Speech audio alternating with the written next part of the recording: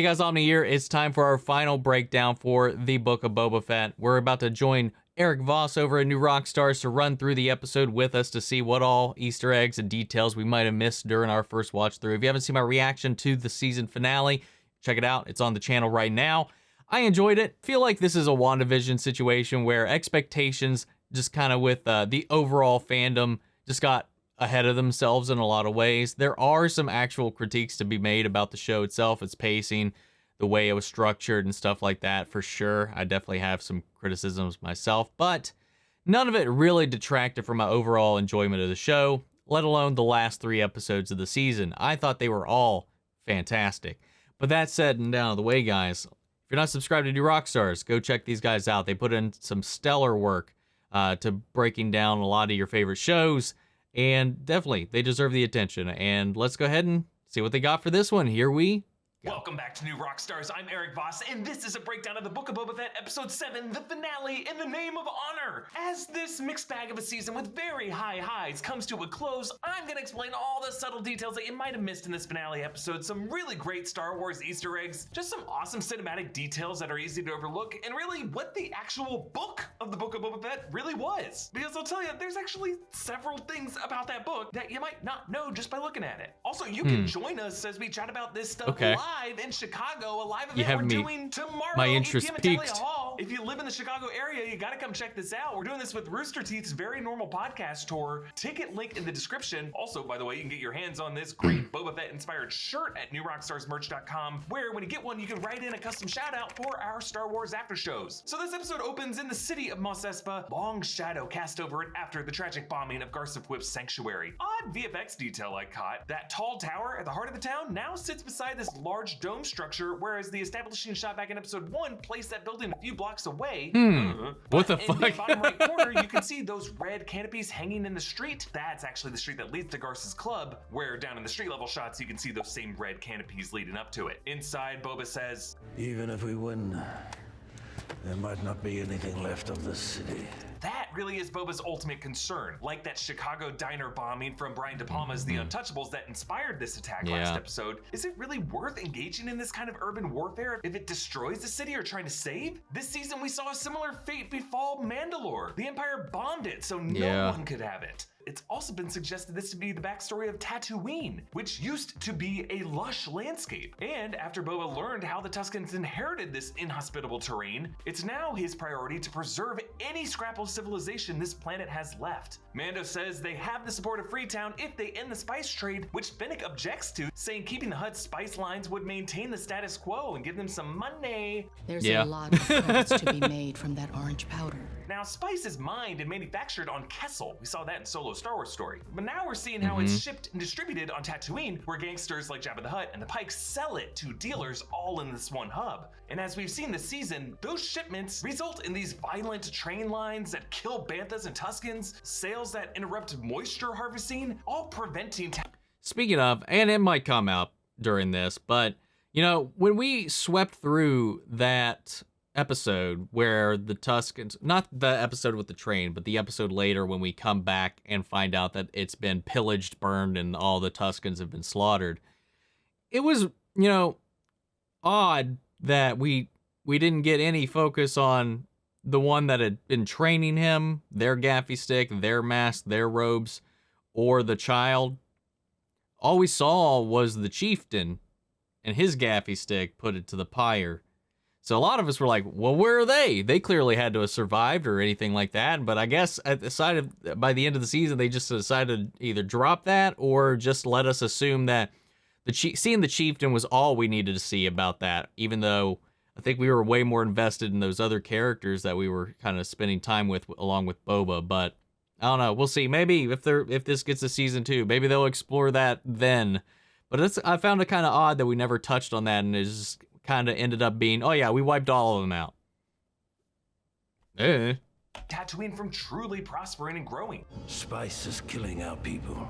So, therefore, true change requires spice to just be banned from this planet. Or maybe just take Cad Bane's Amsterdam approach and legalize it, tax it, raise some public revenue to build some gaffy tree parks, you know? Cad Bane struts up through Mos Eisley, passing these two Jawas stripping parts off a speeder. These actually are probably the same two Jawas who lifted Pike tech for Pelimoto's shop. And he meets with the Pike leader and Mayor Moksha. Interesting assumption. Because all Jawas are the same, right, Eric? To respond in some way. Now, the mayor is voiced by director Robert Rodriguez himself, who also voices the Trandoshan leader at the end of the episode. And as an Ithorian, he speaks through these orifices on the side of his head, translated through a transmitter at the top of his head. I just love it in Star Wars, where all the characters in the scene are all non-human faces. Now, the Pike leader, voiced by Phil Lamar, confirms that it was the Pikes, not the Nikto speeder gang, who killed the Tuskens. We left evidence behind to encourage such a conclusion. They were charging us protection. We have to protect our margins. So as we suspected, it was the Pikes who painted that Nikto gang symbol on the Tusken tents, meaning that Boba, by violently killing those Niktos for the Pikes, has really been playing the Pikes game this whole time. The whole time. Cad Bane is surprised. I didn't realize the Pike Syndicate was so ruthless. Cad Bane later even tells Boba what the Pikes did, taking that advantage away from them and really stripping this game down to just a personal matter between the gunslingers, which is really how Cad prefers to do business. Yet his refusal to play this game and his insistence on facing Boba even when the Pikes were routed really results on Cad not making it out of this episode on his 2 feet. You gotta play the game. Cad says, That all depends on how much your 2 stomachs can bear. Yes, Ithorians have their 2 mouths, which lead to 2 stomachs. They also have 4 throats. R2-D2 pilots Luke's X-Wing to Mos Eisley, where 4 throats? They have 2 mouths, 2 stomachs. Why 4 throats? Confused. Where's the other 2 tubes go?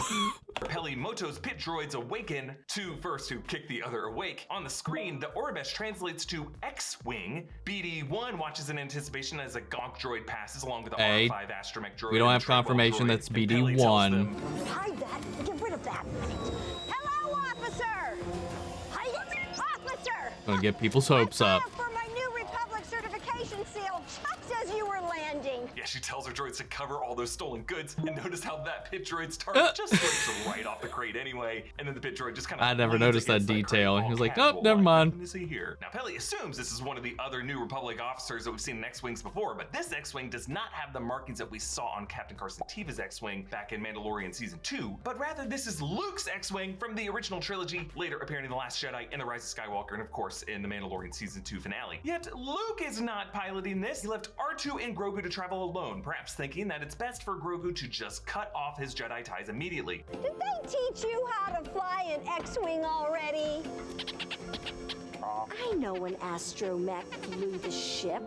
Like R5 did in Episode 5, her droids always correct her when she suggests they might be extraneous and unnecessary. Now, R2 did pilot ships by himself in the past, like he flew Mace Windu's starfighter in Clone Wars alone, and other astromech droids have done this. In Revenge of the Sith, Obi-Wan had R7 pilot his starfighter back to the Republic ship so that he could trick General Grievous into thinking he left Utapau just so he could get the best ever drop on them. Hello? Yeah. Peli greets Grogu. Let me say hello to my old pal. Well, hello, Bright Eyes. Yeah, it looks like Grogu vocalized a little response there. The kid's starting to talk, folks. And she calls him Bright Eyes, the nickname for Charlton Heston's character in Planet of the Apes. Yet Peli hates his real name. Grogu? Whoa, that's a terrible name. Sorry about that, pal. No way am I calling you that. Yes, giving voice to all the people who still call him Baby Yoda. Peli feeds him some dung worms, stinky worms that are sold as food on Tatooine, first seen in the Phantom Menace video game. And when Grogu eats one, he does a little head bobble. Ba-da-ba-ba-ba, he's loving it. Back in Mos Espa, the mods ride past the Gamorreans at the Clutunian-controlled spaceport and then past Black Chrysanthemum in the Trandoshan-controlled city center. You'll notice 2 Trandoshans passed right by him with a container, showing how these Trandoshans are actually secretly setting up their surprise attack. Similarly, a few Aqualish clock the mods as they pass the workers district, another craning his head around the door as they park, all of these Gachas waiting for their moment. And despite these airtight defenses, the slow-moving Cad Bane just walks right up. A red flag that their defenses actually ain't worth shit. Like, he's not even sneaking. He's standing in the middle of the street. That's how he always struts like a Western gunslinger. He was actually initially inspired by Lee Van Cleef's Angel Eyes in The Good, the Bad, and the Ugly. Cad says, If that's not the quack to call in the stifling slimy. Which is to Boba Fett saying this to Casca Reeves in The Mandalorian. I didn't know sidekicks were allowed to talk.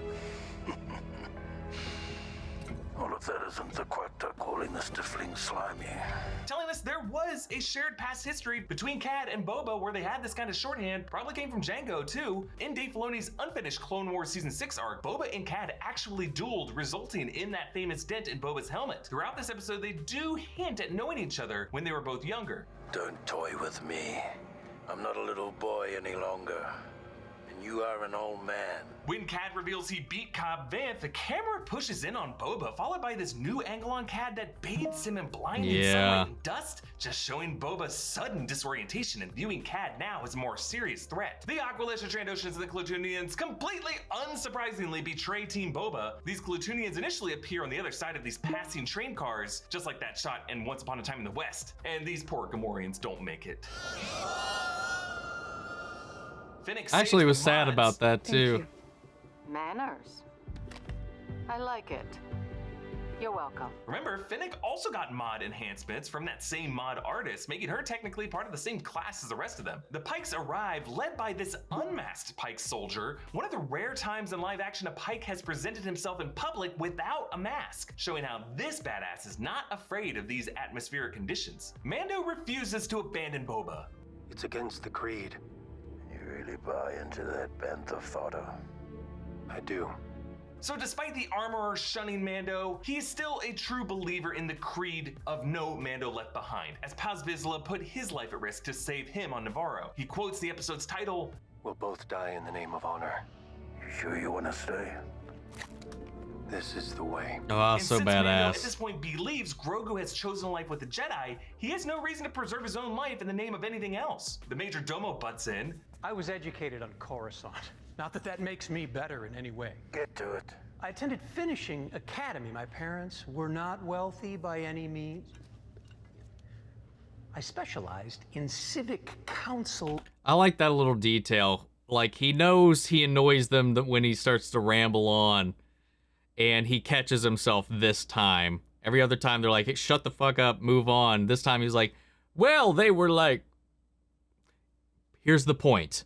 I don't know, just a small little detail showing that he's kind of like melding around the people and he knows how to stop getting them pissed off at him.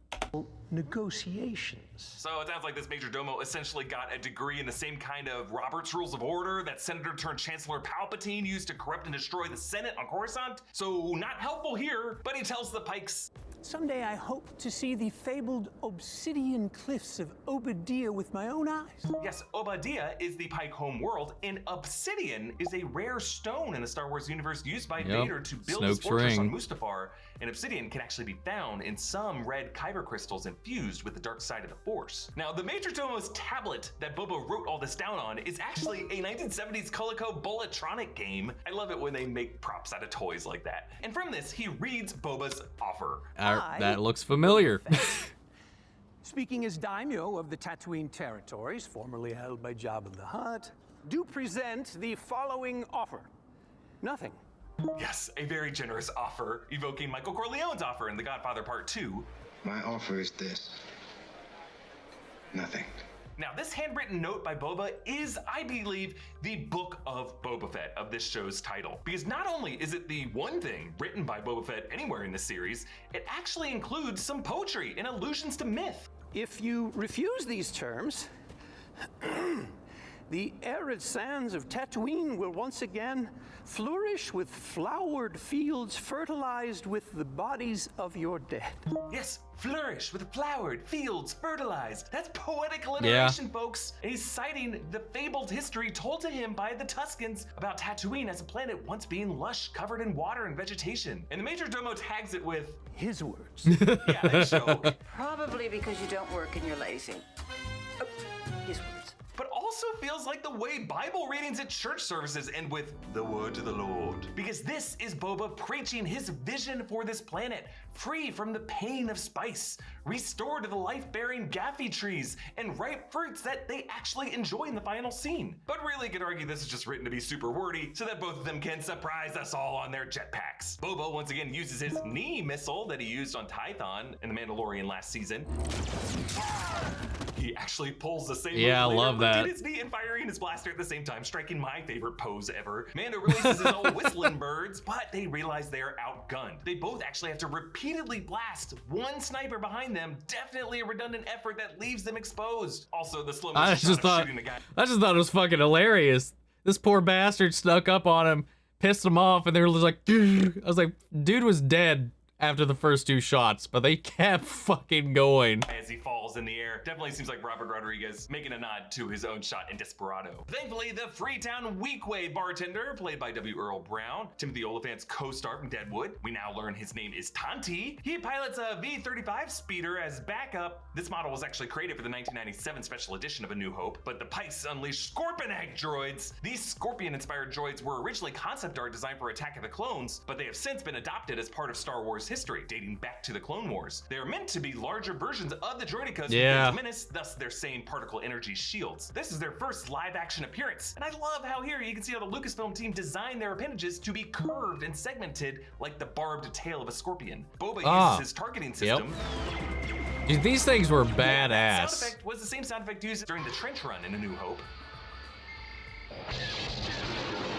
After Mando's Darksaber fails to penetrate those shields, he says, "Our energy weapons can't get through and our kinetic weapons have too much velocity." Now later we can see how larger creatures like Black Chrysanthemum and the Rancor are just able to break through barely by applying greater force more slowly. Like you can see how BK's knuckles just begin to break through. This slow shield penetration reminds us of the Holtzman shield generators of Dune, one of many things Star Wars ripped off from Dune. Those shield generators also require slow moving blades to penetrate. Blasters don't work, or they do, but like boom. To penetrate these shields, if only they had Saw Gerrera here to teach him to roll grenades under the shields like he taught us to do in Clone Wars. Before Scad's super necessary twirl, you can actually hear Pike yell at them.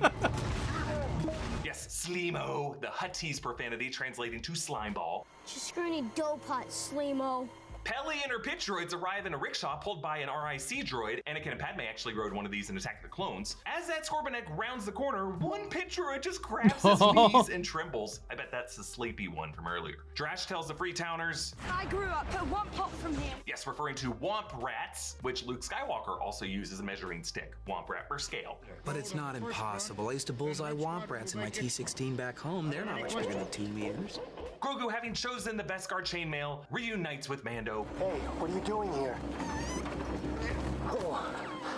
Okay, little guy. I'm happy to see you. I still love it. He force leaps into Mando's arms, showing how he did learn some skills from Master Luke, except now his application of the Force is in service of love. This is his way. Grogu even reaches out his little hand to the edge of Mando's helmet as if trying to caress his face, maybe even to lift his helmet off, just like he did the last moment they saw each other. Peli says, The Force works in mysterious ways. Another example of how the Force is often considered a divine concept. God works in mysterious ways. Similar descriptions have been used by Yoda in comics and in the Legends novel Darth Plagueis by James Lucerno. The rickshaw crashes, Mando has a jetpack to catch Grogu, pit droids just clamp up to reduce the impact, but poor Peli lands face first, spits out a tooth. Boba's Rancor arrives. I love his gradual appearance, just peeking out over those rooftops at first, evoking the way Godzilla is often showed fins first over the buildings in the Toho films. The Rancor lowers its head, revealing Boba riding it in a saddle with stirrups. Recalling Boba Fett's first ever appearance in the Star Wars Holiday Special, Grogu uses the Force to yank out of the Scorpenek a ball joint. This little kid always just wants some ball-shaped parts for toys, but I love how it doesn't hurt him because he is wearing that chainmail. You can actually hear the clink when it hits him.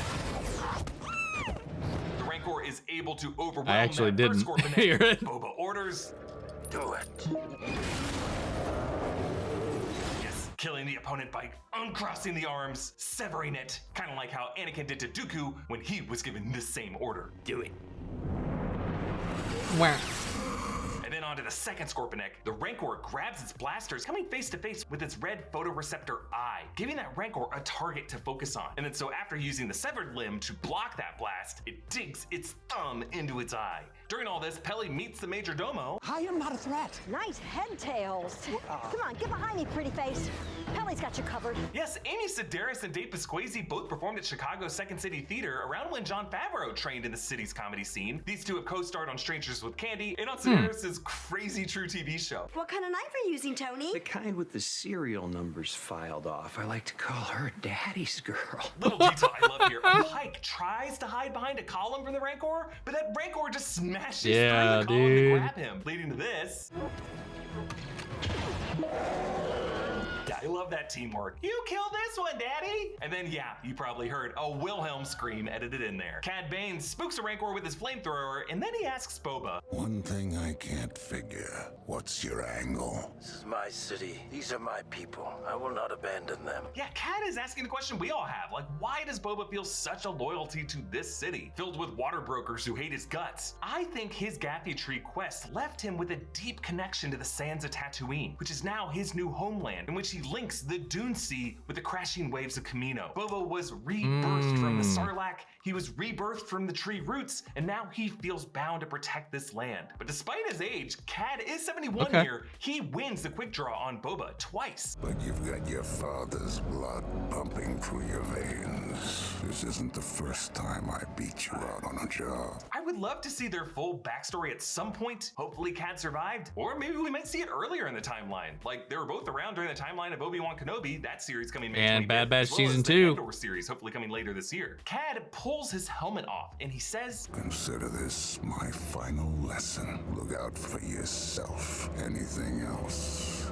is weakness. But he does him a favor here, because now with his helmet off, Boba remembers his time before regaining his armor, and he closes his eyes, meditating like in his flashback does, recalling his past with the Tuskens. The first time he learned that actually tribe is more important than the individual. And so he uses his Tusken Gaffi stick to defeat Cad, both physically and in ideology. He stabs Cad.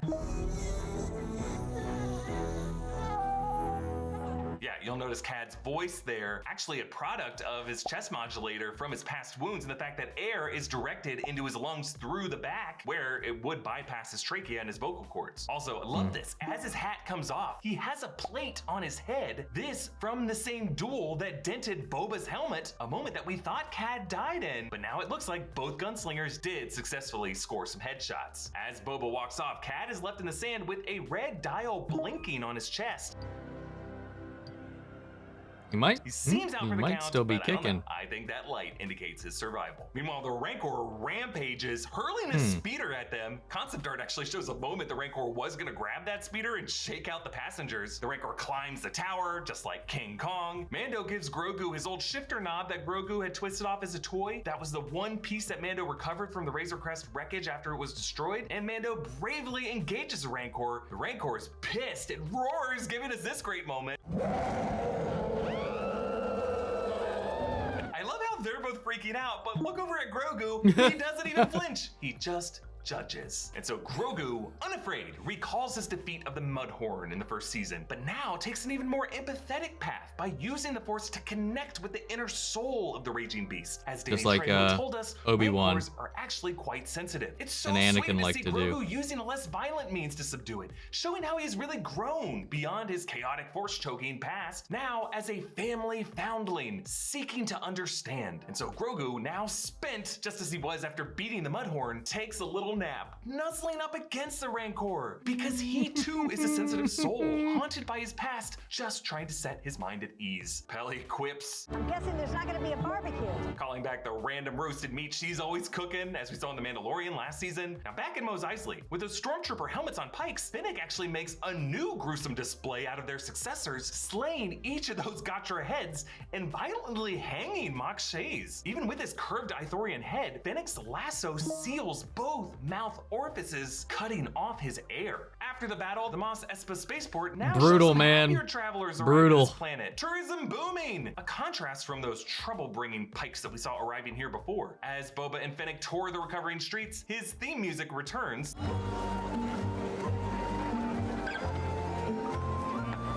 Yeah, it sounds like a composer Joseph Shirley now plays it with a pan flute, almost like this is all just a super friendly Ren fair. Some kids offer him a Melaroon fruit, the fruit from Rebels that the Major Domo crashed into a cart of. Boba tosses it to Black Chrysanthemum, who joins them with the mods and that depressed LEP series Ratcatcher droid. Great visual detail here. As the camera rises over the town, we cross-dissolve into the curvature of Tatooine in space, but leaving us with a few frames of superimposition, making it look like a rainbow of peace stretching over the town. Because as this Book of Boba Fett draws to a close, we get a biblical illusion of God's covenant with Noah after the flood. Grogu rides in the enclosed astromech port of the M1 starfighter, tapping that shifter knob to beg Mando to hit that sublight thruster. I love how his breath fogs the canopy. Just a little detail they added, either practically from under the puppet or more likely with VFX, just to make Grogu look more like a bored kid on a road trip breathing against the car window. And framing Grogu in that jump seat directly over Mando's head is just a perfect way to leave these two. Grogu positioned at the top of Mando's mind, like a guardian angel protecting him, but also the best idea light bulb this gunslinger has ever had. You probably caught how this episode, the credits play the Boba Fett theme music.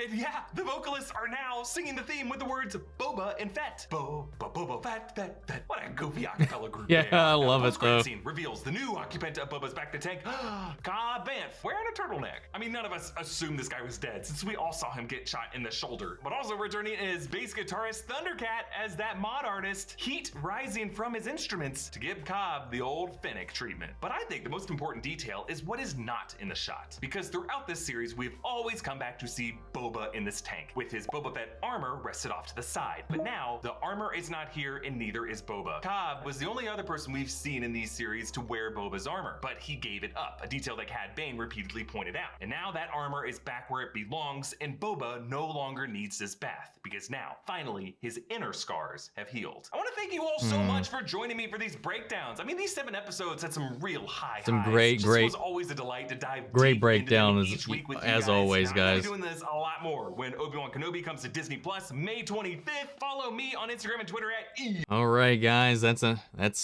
Boba Fett. Yeah, I feel like I caught quite a bit of these. I'm always proud when I caught a lot of these, especially the film references. Particularly the Kong and the Godzilla homages that came into play into the episode. I really liked the episode, man. I really did.